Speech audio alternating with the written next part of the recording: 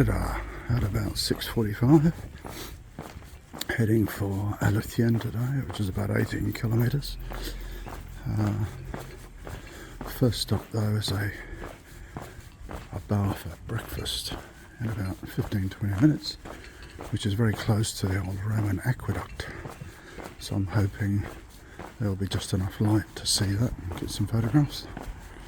But yeah, the 2 days in Merida was really good. I relaxed a bit on the day off. Really felt like my feet needed a day off. And last night there was a procession for Semana Santa, which was really interesting, so I've got some shots of that to put on the blog as well.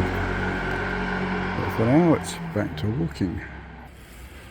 So I'm just coming out of the city, Merida, and here is the Roman aqueduct. I'm going to stop for a coffee just up here, so hopefully we'll see it a little bit better as the sun starts to come up.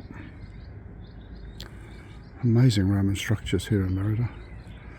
I think if you have the time, it's definitely worth having a rest day here, or at least half a day. There's the Roman amphitheatre, the theatre, the Temple of Diana, the aqueduct, the Aljucen, which I didn't get to. Got a bit of twilight now, so get a bit of a better look at the aqueduct.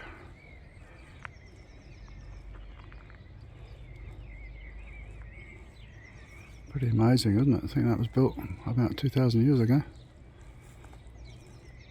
Gee, they built stuff well. So this is one of 3 original Roman dams that supplied water to Merida, and it was built in the 1st or 2nd century. Pretty impressive, still working today, and the water flowed from here over that aqueduct that we saw coming out of Merida. A nice local chap out for a walk just told me which way to go. I think he thought I was looking lost. Follow the wall around, he said.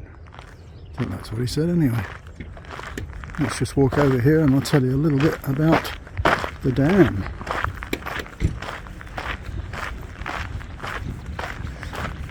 Buenos dias.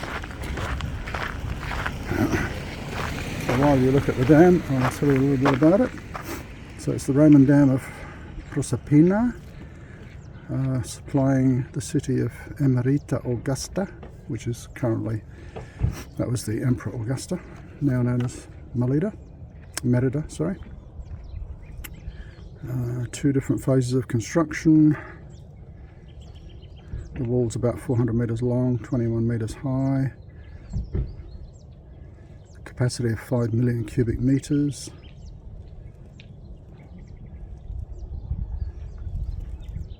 And it's been pretty much continuous, well, almost continuously used from construction through to the present. Pretty good at building, these Romans, weren't they?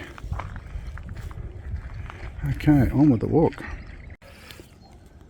You know, I really do regret not learning more Spanish. It's easy to sort of sit at home and put it off and put it off and put it off. And why do I say that? I just met this lovely guy who was out for a walk who didn't speak any English. Why should he? We're in Spain. And he wanted to know where I started from and where I was walking to and where was I going today. And he was telling me, you know, this albergue's good and that albergue's better. And if you walk another 5Ks, that one's even better. And, you know, I couldn't make out the gist of it. But I just wish I had a little bit more Spanish. So if you haven't walked a Camino yet, I would encourage you to learn a bit. You know, my Spanish is pretty much about ordering accommodation and ordering food and sort of little everyday things. It's very hard for me to actually hold a conversation. I was surprised I actually managed to get through that one a little bit. And he asked which previous Caminos I'd walked, and yeah, it was really nice to be able to chat to the locals. I'll definitely have to learn some more Spanish. So on we go, a bit more. So there's a little bit more about the dam here, and this is all about how the water intake and offtake works. and they've got, what's it, intake towers, and then it goes out through the channels here to Merida, which is 10 kilometres away. It's interesting, it had a capacity of 150 litres per second, and it would flow down to Merida. They had 3 of these. Let's just go and have a look up here and see what there is. Oh dear, my old legs are feeling the steps. So a lot of the original walls and stuff still intact, aren't they? Looking back out over the reservoir.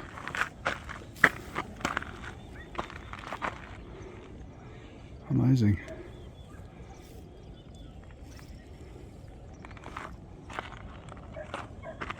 There's always interesting stuff to see along the Camino, I find. So if you haven't walked one before, don't plan on walking too fast, because you'll get distracted by things like this. You want to have time to look at them. Alright, onwards.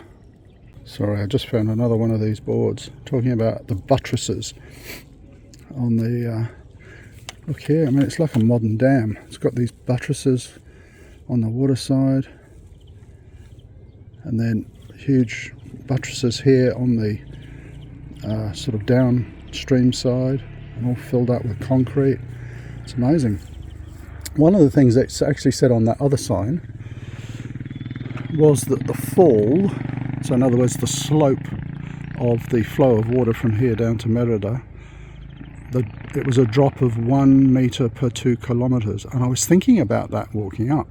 How on earth, 2,000 years ago, would you survey, you know, where's the water going to flow from here to Merida? I mean, how would you work out the fall to make sure that the water is going to flow in the right way? What kind of surveying instruments did they have to work that out?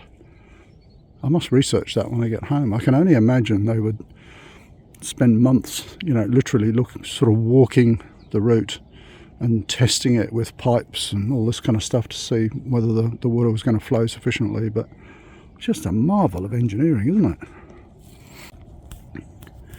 I have to confess I'm not really into fishing that much, but I have never seen such high-tech fishing as what is going on here.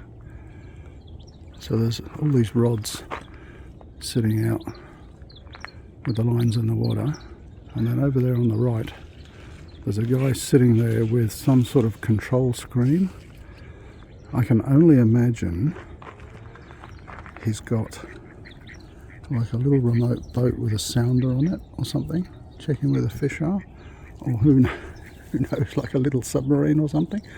He's controlling something out there, which makes sense. You know, you can drive your little model boat around and see on the sounder where the fish are.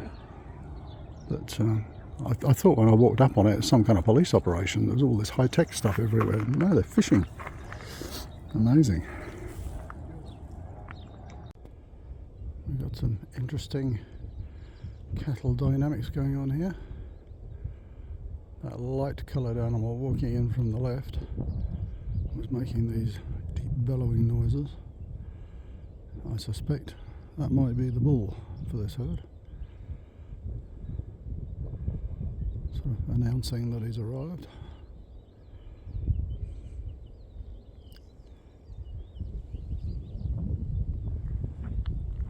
There's quite a few cattle around here. I wonder if these guys are bulls or cows. Hard to tell from this distance. I think they might be bulls actually. Well, this is lovely countryside coming out of Merida. Lots of cows and bulls, but it's all been on road so far. I think I'm about 7 k's out. Starting to create a bit of pain in the feet, but hopefully the road will turn into a track in a couple of k's, I think. A couple of cyclists coming by the sounds of it. Very popular cycling here.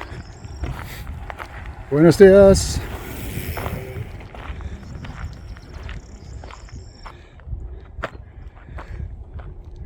Right, onward.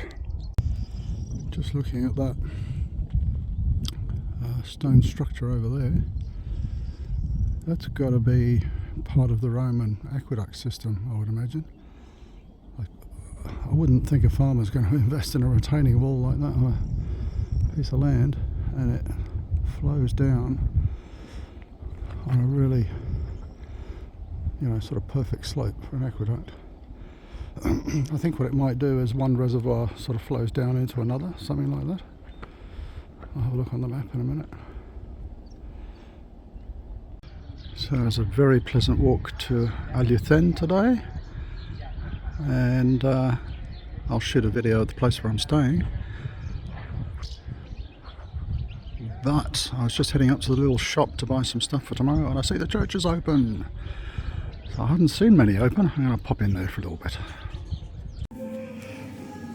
So this is the Roman thermal bath in Aljucen, where we have a cold pool, a tepid pool and a warm pool. So we're just going to try it out.